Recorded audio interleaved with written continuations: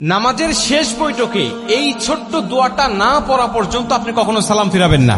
যতদিন আপনি বাঁচবেন, যতদিন আপনি নামাজ আদায় করবেন, ততদিন পর্যন্ত নামাজের শেষ বৈঠকে আপনি এই ছোট্ট দোয়াটা পাঠ করবেন, এরপরে আপনি সালাম ফিরাবেন।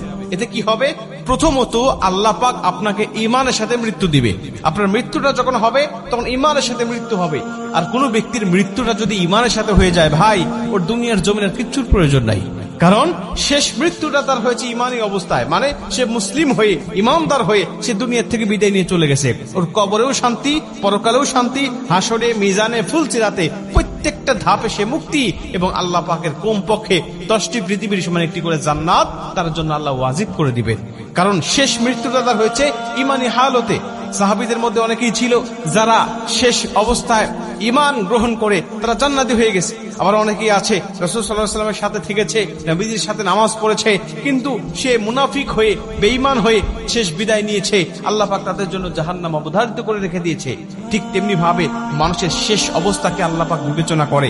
ঈমানদার হয়ে মৃত্যুবরণ করতে পারলে তার জীবনের কিচ্ছু প্রয়োজন নাই।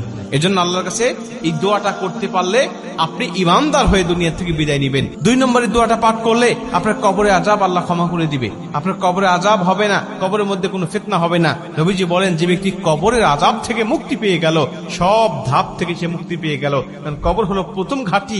এই ঘাঁটি থেকে মুক্তি পেয়ে গেলে আল্লাহ পাক সব ঘাঁটিতে তাকে মুক্ত করে দিবে এবং তাকে জান্নাত দান করবে। এবং 3 নম্বর হলো আল্লাহ জাহান্নামের আযাব থেকে, জাহান্নামের কষ্ট থেকে, জাহান্নামের পীড়া থেকে আল্লাহ তাকে মুক্তি দান করবেন। এবং 4 নম্বর হলো দাজ্জালের ফিতনা থেকে আল্লাহ পাক তাকে হেফাজত করবেন। ভাই, দাজ্জালের ফিতনা হলো পৃথিবীতে আদম আলাইহিস সালাতু ওয়াস সালাম থেকে শুরু করে নিয়ে আমাদের নবী মুহাম্মদ রাসূলুল্লাহ সাল্লাল্লাহু আলাইহি ওয়াসাল্লাম পর্যন্ত যত নবী রাসূল এসেছে, সমস্ত নবী রাসূল এই দাজ্জালের ফিতনা থেকে তার উম্মতকে সতর্ক করেছে। সমস্ত নবী রাসূল তার উম্মতকে বলেছে, দাজ্জালের ফিতনা নামক একটা ফিতনা দুনিয়ার জমিনে আসবে। এত বড় ফিতনা দুনিয়ার জমিনে আর কখনো মানুষ দেখতে পাবে না। এত বড় ফিতনা মানুষগুলোকে বেঈমান বানিয়ে ফেলবে মুহূর্তের মধ্যেই। আল্লাহ তাকে কিছু অলৌকিক ক্ষমতা দিবেন, আল্লাহ পাক তাকে কিছু অলৌকিক ক্ষমতা দিবেন ঈমানদারদেরকে যাচাই করার জন্য। তখন এই দাজ্জাল এসে দুনিয়ার জমিনে তার অনুসারী আর অনুগামী করবেন মানুষগুলোকে।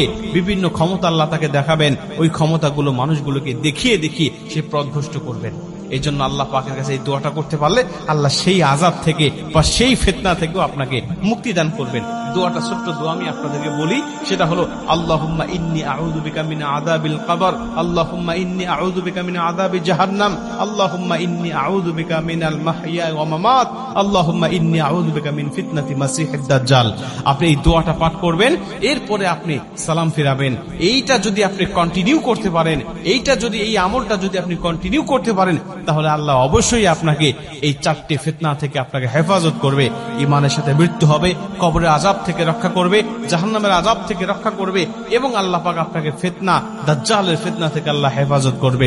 তার মানে আপনি দুনিয়াতেও শান্তিতে বসবাস করতে পারবেন, এবং দুনিয়া থেকে বিদায় নেওয়া থেকে শুরু করে নিয়ে প্রত্যেকটা ধাপে আল্লাহ আপনাকে শান্তির ব্যবস্থা করে দিবেন, এবং শেষ শান্তির জায়গা জান্নাতের মধ্যে আল্লাহ আপনাকে চিরস্থায়ী বাসিন্দা করে দিবেন।